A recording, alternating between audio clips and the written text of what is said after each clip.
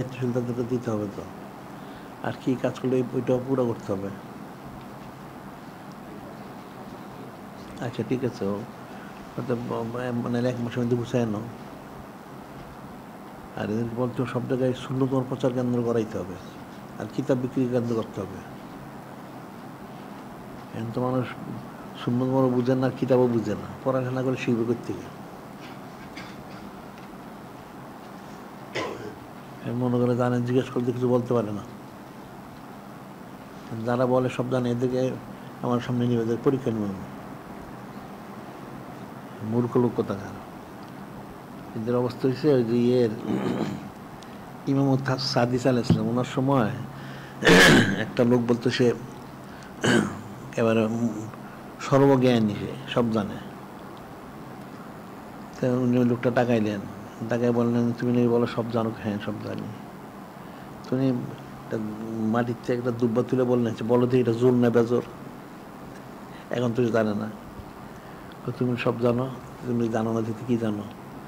আমি যেটা জানি, আল্লাহ খালাকটা আসওয়াজ, আল্লাহ জোর জোর সব সৃষ্টি করছেন, এটা জোর। ব্যাপারটা হলে এদের অবস্থা হলে এরকম। আসলে জানেন না কিছু, মানে কিতাব না কিনার ফিকির আর কি। মূর্খ লোক বিপদের কারণ। যারা মূর্খ এরা মনে আমরা সব জানি। জ্ঞানী লোক কোনোদিন বলবেন না আমি সব জানি। আর এগুলো হলো বখিল ধরনের লোক, যেগুলো কিতাব কিনতে চায় না, এই শ্রেণীর লোকগুলো।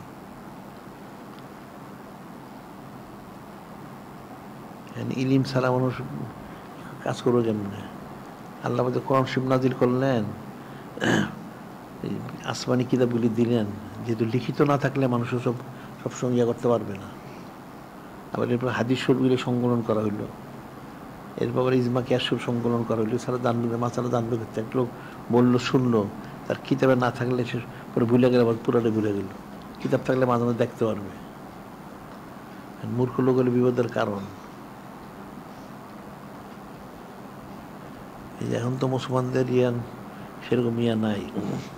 প্রথম যুগে তারা তো কিতাব যখন রচনা অনেক হইতে থাকলো, তখন দেখা গেল অনেক এরকম পাঠাগার তৈরি হয়েছে, লক্ষ লক্ষ কিতাব সব জায়গায়, অনেক কিতাব।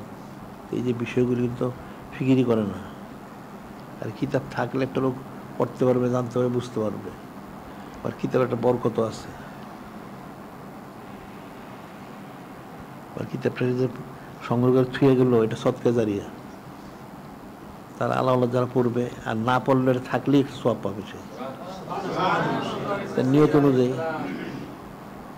যেমন মসজিদ তৈরি করেছে, মসজিদ সে তো সবসময় নামাজ পড়ে না, অনেক দূরে একটা মসজিদ তৈরি, জীবন সে নামাজ পড়ে না, এখানে যে তৈরি করে দিল। এটা যতদিন চলবে, কি পড়ুক আর না পড়ুক, সবটা তার আমলে যেতেই থাকবে। কিতাব কিনে সে রেখে দিল, সে যেটুকু পড়ার পড়লো, বাকিটা ছুঁয়ে দিল। তারপর তার আবার যদি পড়ে, তো ভালো, নাও যদি পড়ে, কিতাব যতদিন থাকবে ততদিন তার ফজিলত পৌঁছতে পারবে। এখন মূর্খ লোকগুলো বিপদের কারণ। এই জন্য আসলে এরা বখিল। 1 নম্বর হলো বখিল, 2 নম্বর হলো মূর্খ। মূর্খতার কারণে সংগ্রহ করে না, আর বখিল কারণে সংগ্রহ করে না। ইলিমের কদর বুঝলে তিনি মানুষ সংগ্রহ করবে।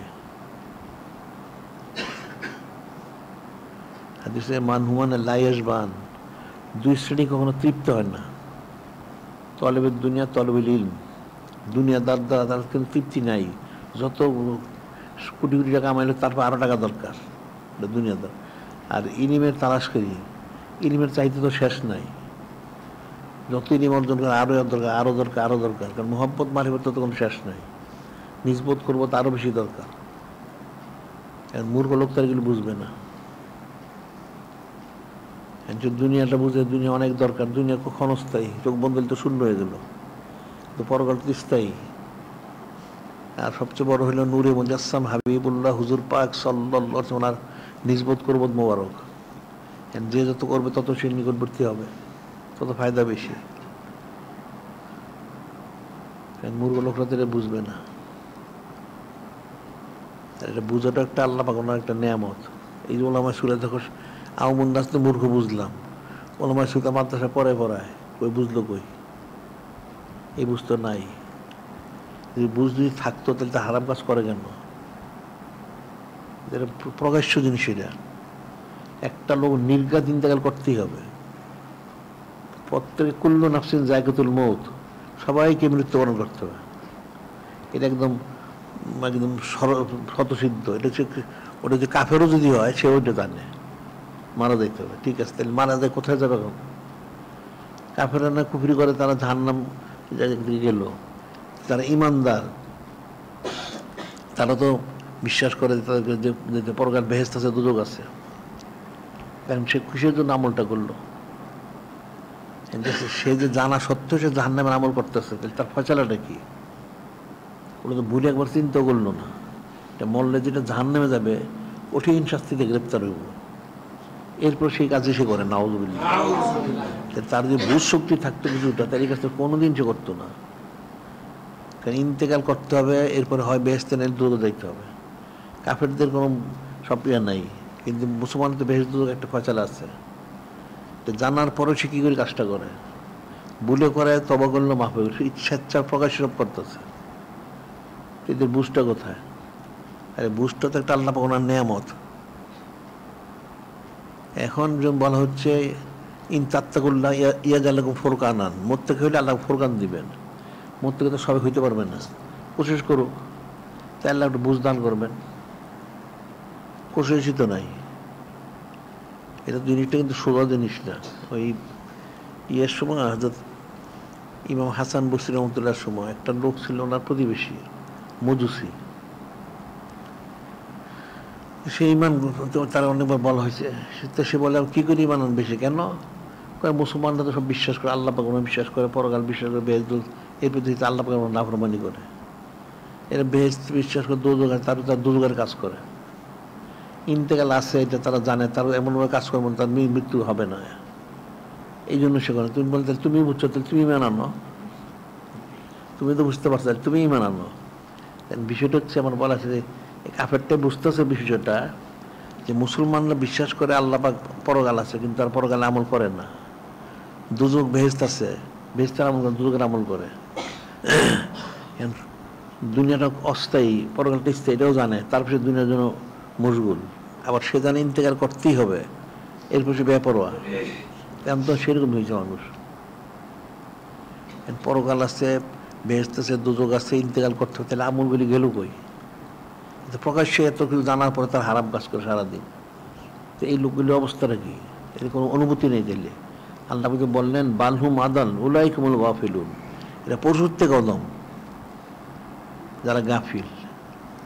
এত সাধারণ মানুষ ফিকির করে না, কারণ চক্ষুটা যদি যে কোনো সময় বন্ধ হয়ে যেতে পারে। যদি ন্যাক কাজে থাকুক, বদ কাজে থাকুক, যদি বদ কাজে থাকে ইমান মৃত্যু, তখন কি ভয় চালা? তখন জাহান্নাম ওয়াজিব। ন্যাক কাজে থাকলে ইন্তেকাল, তখন সে নাজাত পেয়ে গেল। এই বিষয়টা তো সোজা জিনিস না, মানুষ তো ফিকিরই করে না। মৃত্যু একটা বিষয় আছে, এটা কই? সে স্মরণ তো নাই। আবার জমিনে সে অবস্থান করে, সে কোত্থেকে আসলো, কেন আসলো, আর সে মুসলমান, তাহলে মুসলমানের মূলটা কি? এটাও সে জানে না। এটা ইমানদারের জন্য নূরে মুজাসসাম হাবিবুল্লাহ হুজুর পাক সাল্লাল্লাহু আলাইহি ওয়াসাল্লামকে মহব্বত করা, অনেকে ইত্তেবা করার জন্য ফরজ। সেটা গেল কই? এ তো কঠিন বিষয়। আসলে মানুষ কোনো ফিকিরই করে না, যার সে বেপরোয়া, নাউযুবিল্লাহ।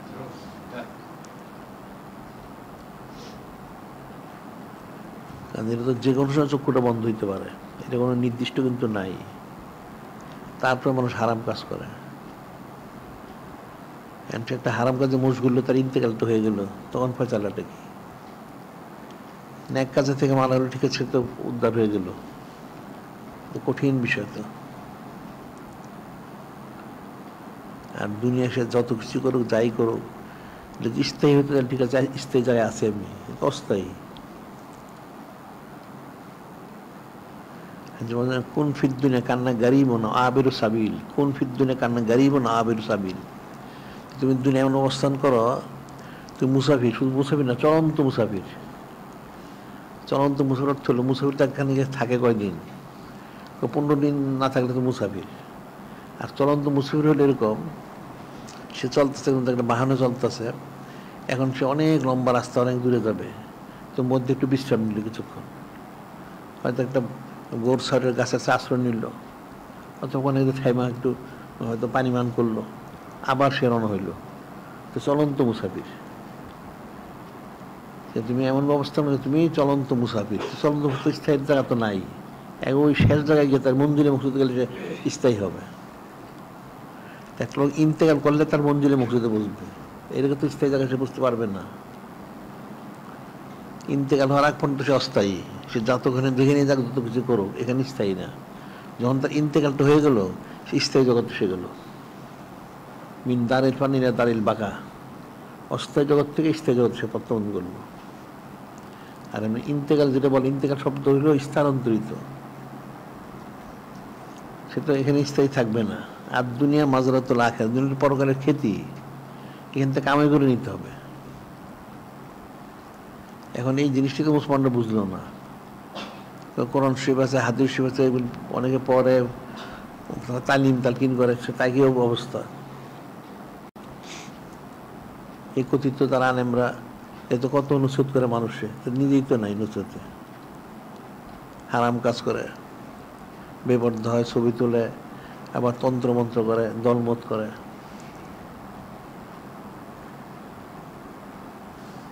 এগুলি প্রত্যেকের অনেক ফিকির করা উচিত। জিকির তো করেন, ফিকির করেন না। কারণ চক্ষুটা বন্ধ হলে ফয়সালাটা কি হবে? আর চক্ষু বন্ধর জন্য 100 বছর হায়াত চুক্তি রেখে কারোর সাথে। সারা পৃথিবীতে প্রতিদিন তো অনেক, একের শিশুতে শুরু করে বুড়া পর্যন্ত প্রতিদিন ইন্তেকাল করতেছে। প্রতিদিনই তো, যে খালি 100 বছর যারা তারাই মারা গেছে, আর কেউ মরে না, এরকম তো না। অনেক শিশু জন্ম হয়ে মারা যায়। তার এটা ফিকির করা উচিত।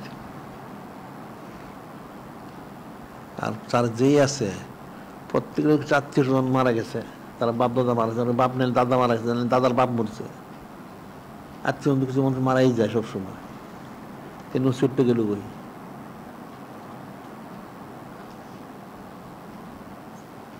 যে বলা হচ্ছে, জাগা জি লাগা নেই দুনিয়া নেই, ইবরত কি জাহায় তামাশা নেই। জাগা জি লাগা নিয়ে দুনিয়া নেই, দুনিয়া অন্তর লাগানো জায়গা না। জাগা জি, জি মানে অন্তর। এই জায়গাটায় জি লাগানে দুনিয়া নেই, দুনিয়ায় অন্তর লাগানো জায়গা না। ইবরত কি জাহায় তামাশা নেই, এটা নুসরত হাসিলের জায়গা, তামাশা করার জায়গা না। মানুষ তো খেল তামাশা করে, খেল তামাশার জায়গা তো এটা না। কারণ মানুষের এই জিনিসটাই বুঝতে হবে যে ক্ষণস্থায়ী স্থায়ী। আর নূরে মুজাসসাম হাবিবুল্লাহ হুজুর পাক সাল্লাল্লাহু আলাইহি ওনাকে ইত্তেবা করতে হবে, ওনাকে মহব্বত করতে হবে, ওনার মহব্বতটা বৃদ্ধি করতে হবে। তো এই বিষয়টা মানুষ বুঝেই না, তো কী করে, কী ফায়দা লাভ করবো সে? বিষয় তো কঠিন বিষয়। এখন সাধারণ লোক যারা আছে তারা তো কোনোটাই বুঝে না। এখন তাদেরটা তাদের ফয়সালা, তার আকীদা অনুযায়ী, তার আমল অনুযায়ী ফয়সালা। কিন্তু যারা যদি বুঝে দাবি করে, এদের তেমন শুদ্ধ না। আর এদের কারণে তো আমলগুলি নষ্ট হচ্ছে। আল্লাহ কোরআন বলছেন, ইয়াউমা তুকাল্লাবু উজুহুম ফিন্নার, ইয়াউমা তুকাল্লাবু উজুহুম ফিন্নার ইয়াকুলুনা ইয়া লাইতানা আতানা রাসূলা। তুকাল্লাবু উজুহুম ফিন্নার, আল্লাহ বলতেছেন যেদিন তোমাদের চেহারাটা আগুনে ঝলসায় দেওয়া হবে, মানে জাহান্নামী হবে তোমরা। তখন বলল, হায় আফসোস, আমরা যদি যিনি খালিক, যিনি মালিক, রব মহাল্লাহ, যিনি নূরে মুজাসসাম হাবিবুল্লাহ হুজুর পাক সাল্লাল্লাহু আলাইহি ওয়াসাল্লামকে অনুসরণ করতাম, তাহলে আজকে এই অবস্থা হইতো না। ইয়া লাইতানা আতানা রাসূলা, যদি আল্লাহ পাক, যদি আমরা আপনাকে, আপনার হাবিব মাহবুব নূরে মুজাসসাম হাবিবুল্লাহ হুজুর পাক সাল্লাল্লাহু আলাইহি ওয়াসাল্লামকে অনুসরণ করতাম, তাহলে আজকাল জাহান্নামে যেতে হতো না। وقالوا ربنا إنا أطعنا سادتنا وكبرانا فضلونا السبيل। তারা বলল যে, তাহলে তোমরা কেন জাহান্নামে গেলে, কেন অনুসরণ করলে না? তখন তারা বলল যে, আল্লাহ পাক তারা কি করেছিল, তারা তো তাদের জামানার যারা ওই আমির উমরা রাজা, সেজন্য লাওয়াতের অনুসরণ করে গিয়ে আমির উমরা, আর ওই তাদের কথিত মুরব্বী ওলামাইসু, এদেরকে তারা অনুসরণ করছিল। এরাই আদালুনা সাবিল, তারাই গোমরা করছে আল্লাহ পাক। এদের অনুসরণ করতে এখন তো সেটি হইতেছে। এখন এই লাওয়াত কুফরিদের অনুসরণ করে, আবার দেখা যাচ্ছে ওলামায় সুদের অনুসরণ করে, এদের দেখা দেখি হারাম কাজ করে সারাদিন। এখন বল ঠিক আছে, তাহলে কি? তখন বলো রব্বানা আতিম দিফাইনি মিনাল আযাব ওয়ালহুম লানান কাবীরা, যে আল্লাহ এই সমস্ত লোকগুলির কাছে অন্যই এই এতগুলি আমলোক জাহান্নামী হয়েছে। এখন তারা সবাই বলে যে আল্লাহ পাক তাহলে যারা এগুলো করেছে এদেরকে দ্বিগুণ শাস্তি দেওয়া হোক, বড় লানত বর্ষণ করা হোক। ঠিক আছে, তাদের দ্বিগুণ শাস্তি দেওয়া হবে, লানত বর্ষণ করা হবে। তুমি তো ছুটতে পারবে না, তুমি তো জাহান্নামী। তা লাভটা হলো কি? তুমি আফসোস করলে তুমি তাদের অনুসরণ করেছো, এই জন্য জাহান্নামী হয়েছ। এখন তোমরা সবাই মিললে বললে যে আল্লাহ পাক তাদের দ্বিগুণ শাস্তি দেওয়া হোক। ঠিক আছে, দেওয়া হবে, বড় লানত বর্ষণ তাও করা হবে, অসুবিধা নেই। তুমি তো জাহান্নামী। এরকম হতে তাদের করলে তুমি নাজাত পাবে, তুমি তো নাজাত পাচ্ছ না। বিষয়টা তো সোজা জিনিস না। তখন হাজার বললে তো কাজ হবে না। যে জাহান্নামী হয়ে গেছে তো জাহান্নামী হয়েই গেছে। এখন ইমানদার যদি থাকে, কুফরি যদি না করে, তাহলে তো শাস্তি ভোগ করে একসময় ভেস্তে যাবে। কিন্তু এটা কুফরি করতেছে না, এটা কুফরি করে না, পূজা করতেছে, কুফরি করতেছে না। আবার এটা ছবি তোলা জায়েজ ফতোয়া দেয়, নাউজুবিল্লাহ। বেপরদাকে বর্তমানে দরকার আছে, নাউজুবিল্লাহ। সে তো কাফির হয়ে গেছে। ইস্তেলালুল মাসি তো কুফরুন, কোনো হারামকে হালাল বলা কুফরি। আর রিদাবিল কুফরি কুফরুন, কোন কুফরিতে সন্তুষ্টি প্রকাশ করো কুফরি। বিষয়গুলো তো স্বাভাবিক মানুষ ফিকিরই করে না, কিন্তু সোজা জিনিস না, অনেক কঠিন। তাদের যেমন পারিবারিক তালিমের কথাটা বলি, মানুষ তো এটাও বুঝে না। আর একটা লোক ঠিক আছে, একটা বুঝলো, একটা পুরুষ আইলো তালিম নিল এখানে, অর্থাৎ একটা মহিলা তালিম নিল, বুঝলো সে পরেশগার হইল। তার ঘরের লোকদের পরে যখন সে চেষ্টা না করে, তাহলে সে একা ব্যস্ত, তারা জাহান্নামে যাইব, তাদের তো পাপটা তার টানতে হইব। যদি তার হেদায়ত থাকে ভালো, সে হেদায়ত হয়ে গেল, সে বেঁচতে গেল। তো তার যারা যাদেরকে সে লালন পালন করলো, খাওয়াইলো, পড়াইলো, এরা হারাম কাজ করে সারাদিন। এই গুণটা কোথায় যাবে? যে করলো সেই তো গুণ দায় দায়িত্ব নিব। এই জিনিসটা তখন ফিকির করে না।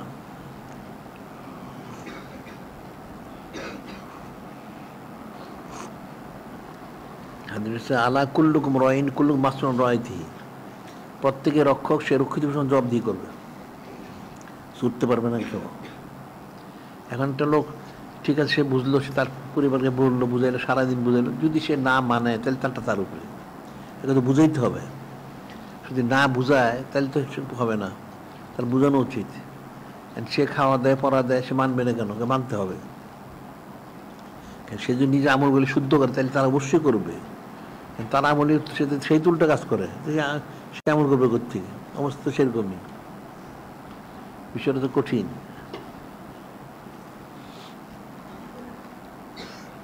তারপরে যে কিতাবাদিগুলো একটু পাঠ করে, আর কিতাব পড়লে একটা তাসির আছে। এখন যে সে নূরে মুজাসসাম হাবিবুল্লাহ হুজুর পাক সাল্লাল্লাহু আলাইহি ওয়াসাল্লাম যে কিতাবগুলি পাঠ করলে ওনার একটা তাসির আছে। সে পাঠ কিতাবও তো পড়ে না। এখন সুন্নত মাওলিদ পালনের একটা নিয়ত থাকে, আর নিয়ত করলে এটা একটা তাসির আছে, প্রত্যেক জিনিসের তাসির থাকে। আর সবত মোতাসারা, সংসদ সবরটা তাসির করে। আর সবরটা কি? সব জিনিস তো তাসির করে, কোনটা তাসির করে না? আগুনে যদি গরম লাগে, আর ফ্যান আর ইয়ের সামনে বসলে যদি ঠান্ডা লাগে, তাহলে সবটাতে একটা তাসির আছে। একটা লোক কিতাব রাখলো, অনেকগুলি কিতাব, আর কিতাবের একটা ফয়েজ আছে, তাসির আছে। একটা লোক একটা কামরায় থাকে, অনেক কিতাব, কিতাবগুলি কিন্তু ফয়েজ বের হয়, ইচ্ছা অনুযায়ী তার মধ্যে ইলিমটা প্রবেশ করে, বা ইলিমের একটা মহব্বত পয়দা হয়। অন্তত সেটাও বুঝে না। প্রত্যেকটা জিনিসটা তাসির আছে। একটা সুন্নাহ পালন করে সে নিয়ত করলো, নিয়তের কারণে তার অন্তরে একটা তাসির পড়বে। একটা লোক পাপের কথা চিন্তা করলে একটা বদ তাসির পড়ে, সে নেকের চিন্তা করলে নেক তাসির পড়বে না। আর নিয়তুল মোমেনে খরিমিন আমালি, মোমেন তার আমল থেকে উত্তম। মোমেনের নিয়ত উত্তম হলে কেন?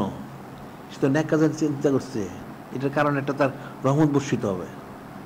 আর বদ কাজের চিন্তা তারপরে রহমত বর্ষিত হবে, নাউযুবিল্লাহ।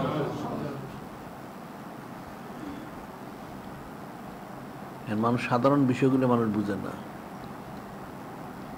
যে নেক কাজ করা, নিয়ত করা, নেকের চিন্তায় থাকা, এটা তো একটা ফজিলতের কারণ। যতক্ষণ সে ন্যাকের চিন্তা করে ততক্ষণ তার মধ্যে রহমত বর্ষণ করা হবে। আর পাপের চিন্তা করলে তো সে লানত বর্ষিত হয়, নাউযুবিল্লাহ।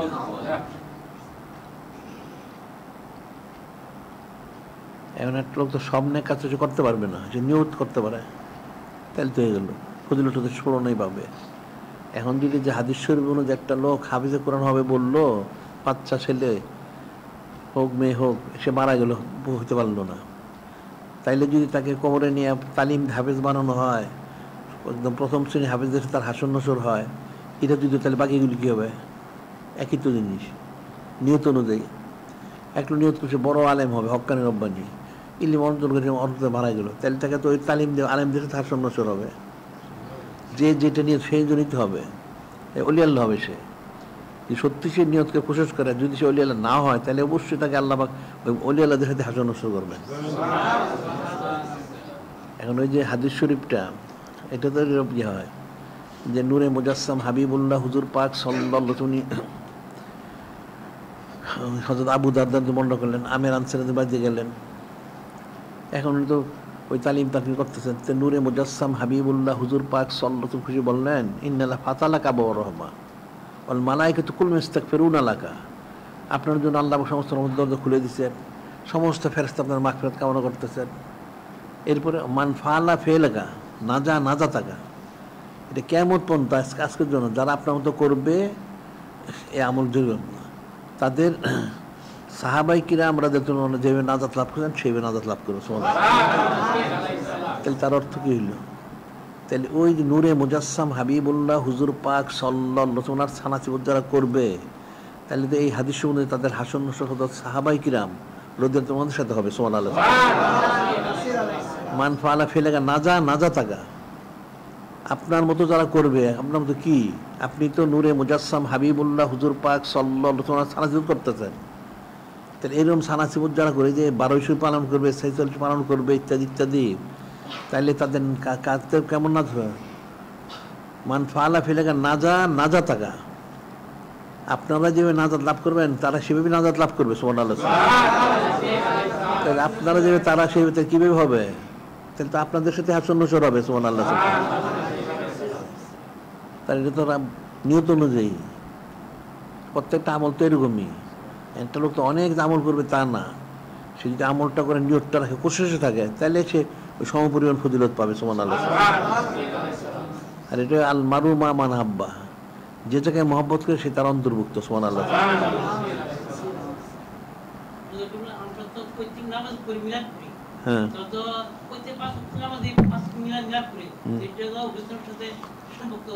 হ্যাঁ হ্যাঁ অবশ্যই মিলাদ পড়তে হবে, সানাসিবত করতে হবে। হ্যাঁ, এটা নিয়ত অনুযায়ী, কিন্তু নিয়তুল মুমিন খৈরুম আমালি, নিয়তটা আমলের থেকে উত্তম। নিয়তটা তো আর করতে হবে, সে অনুযায়ী কোশিশ করতে হবে।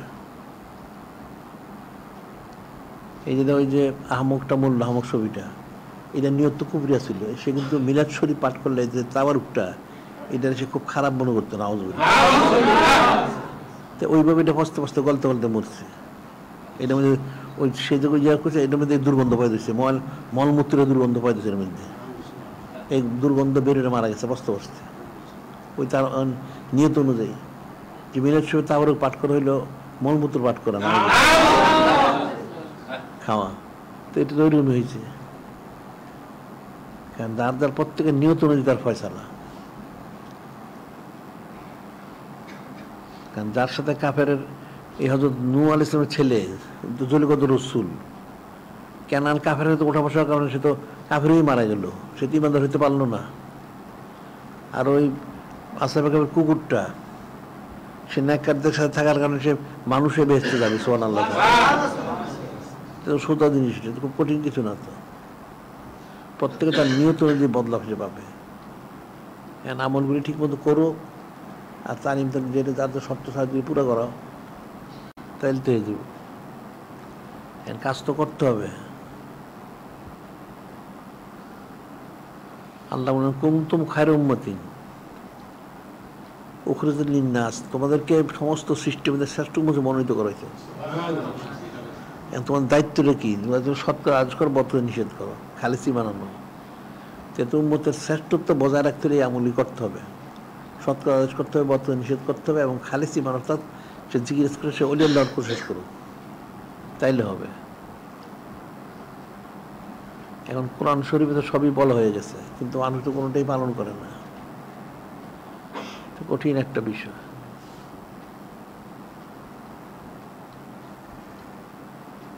এখন আসলে সেটাই বলে, আসলে মানুষের অন্তরের সবচেয়ে কঠিন, অন্তরটা কঠিন।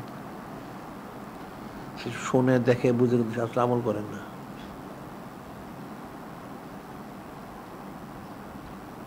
একটা লোকের সামনে অনেক লোক ইন্তেকাল করতেছে, দেখতেছে, তারপরে আবার একটা মানুষের নানান রকমের যে আযাব গজব গ্রেপ্তার হয়ে যায়। এই যে ওলামায়ে সুগুলি এত অবস্থা হয় মারা যাওয়ার পর, কিন্তু গেলে ওই বাড়িতে থাকে, তো ছুটে না একটাও। এর যদি এই আমলতে ফিরে আসতো তার এক কথা ছিল, ইন্নামাল আমালু বিল খাওয়াতিম, প্রত্যেকের শেষ ফয়সালার উপরে তার ফয়সালা। তার শেষ ফয়সালাটা কি?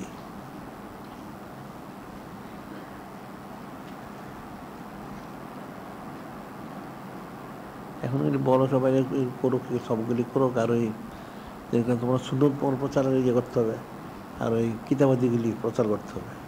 কিতাবাদি প্রচার না করলে তো মানুষ জিনিস বুঝবে না।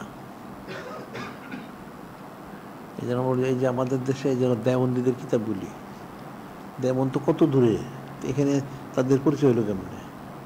তাদের কিতাবগুলি, এই থানবীর কিতাবগুলি, এই শামসুল ফরিদপুরি, এর আগে ফরিদপুরের ইয়ে ছিল গোলাপগঞ্জ, গোপালগঞ্জ, হিনকার, এই লোকটা অনুবাদ করে এখানে ছড়ায় থানবীর পরিচিতি ইয়ে করছে, পরিচয়টা দিচ্ছে, মানুষ চিনছে।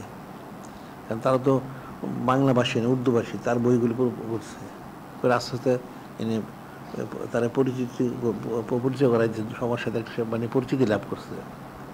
আবার ঠিক মৌদুদি দেখো, মৌদুদি পাকিস্তানি, সেই কোথায় থাকে, তার এনে পরিচিতি হলো কেমনে? ওই আব্দুর রহিমটা, এটা কিন্তু তার বইগুলির অনুবাদ করে করে ছড়ায়, তার এনে পরিচিতি, তার পরিচয় করাইছে, যে এরকম মৌদুদি, মৌকুম ইত্যাদি ইত্যাদি, মানুষ জানছে এটা। তো কিতাবের দ্বারা কিন্তু এটা হয়েছে, অন্যভাবে হয় না। তো কিতাবগুলি এখন এদের কিতাবের প্রচার করে মানুষের কুফরি মতবাদটা শিখাইছে, নাউজুবিল্লাহ। তাইলে আমাদের হকটা যদি সব জায়গায় প্রচার করে, তাহলে মানুষ হকটা দাঁড়িয়ে হবে, আগে যারা বিশুদ্ধ হবে, সেটা কিন্তু মানুষ করেই না। কিতাবের দ্বারা যে কাজটা অন্য দ্বারা সেই কাজটা হবে না। আল্লাহ এক একটা জন্য একটা কাজ নির্দিষ্ট রাখছে। কিতাব প্রচার করলে একরকম হবে, সুন্নাত প্রচার করলে এটা আরেক রকম হবে, তালিম তালকিন একরকম হবে, এক একটা তাসির আছে। আর বিশেষ করে কিতাব প্রচার করলে ইলিমের জন্য তার সহায়ক হইল, আর এদিকে সুন্নত বর্গগুলি তাহলে সে আস্তে আস্তে বেদাত থেকে বাঁচতে থাকলো।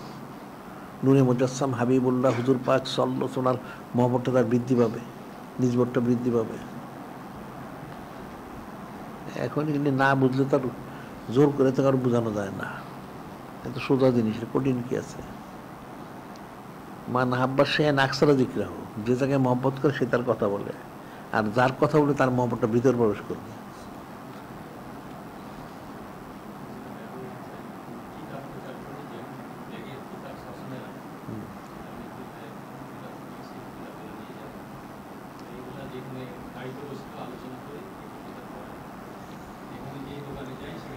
হ্যাঁ, কিতাব দিতে হবে, সুন্নাহর প্রচার করতে হবে, বলতে হবে।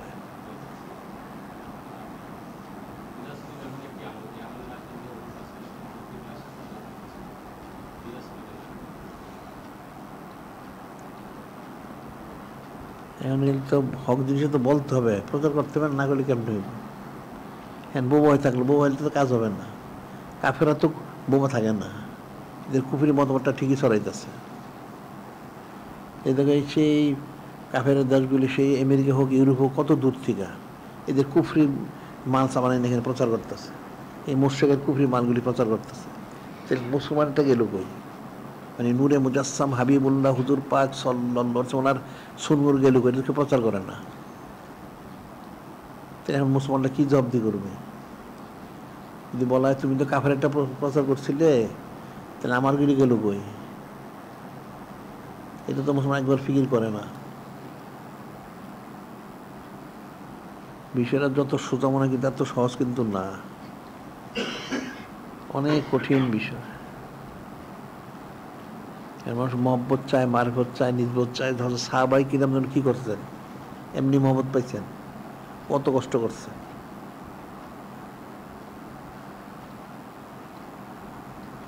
যে আমাদের ইদানিকাল দেখবে দৈনিক আল ইসলাম শরীফ যাইতেছে, এর মধ্যে প্রায় ওই ফানাবাক একটা ইয়া যায় যে নূরে মুজাসসাম হাবিবুল্লাহ ফানাবাক হয়েছে। ওনারা কি করছেন, এটা ফিকিরের বিষয় যে নূরে মুজাসসাম হাবিবুল্লাহ হুজুর পাশ ওনার সাহাবা কিন্তু করছেনই। ওনার যে ইয়েগুলি ছিল, বাহনগুলি ছিল, পশুগুলি ছিল, এগুলি পর্যন্ত শোকে মারা গেছে। একটা উন্নি ছিল, সেটা উন্নিটা না খাইতে খাইতে মারা গেছে, খাবার বন্ধ করে দিছে। একটা ইয়ে ছিল,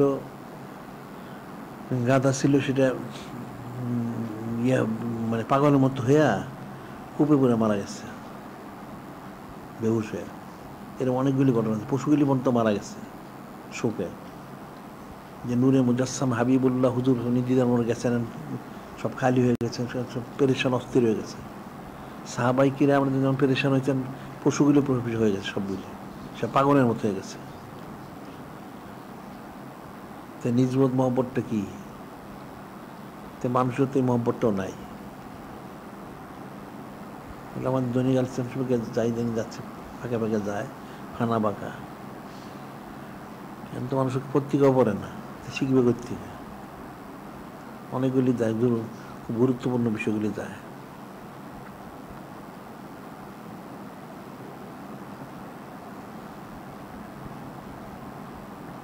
ইলিম ছাড়া তো সে মূল জিনিস কখনোই সে বুঝবে না। আর সুন্নত পাওয়ার ছাড়া সে কোনোদিন বেদাত থেকে বাঁচতে পারবে না। আর একটা সুন্নত পালন করলে একটা তার রহমত বসিয়ে থাকলো।